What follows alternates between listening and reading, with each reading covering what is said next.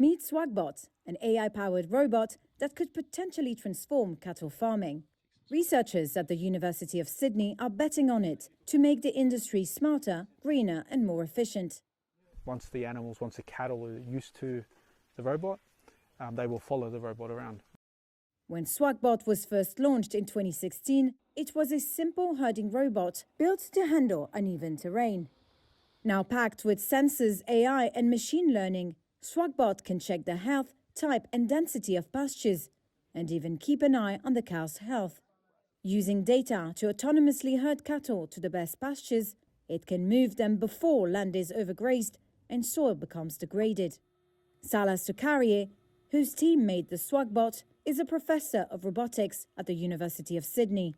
You want to move the animals to the right part of the pasture where there's good protein, good carbs, and you don't want them to overgraze, you want them to move to the next part of the pasture. And you want to be able to do that in a very fluid manner without fences and so forth.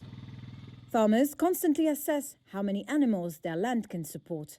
However, many have little control over where the animals graze within large enclosed areas. And the issue is that overgrazing can lead to poorer soils that support less plant and animal life. It allows us to assess our paddocks in real time in a much more detailed way than what you can now.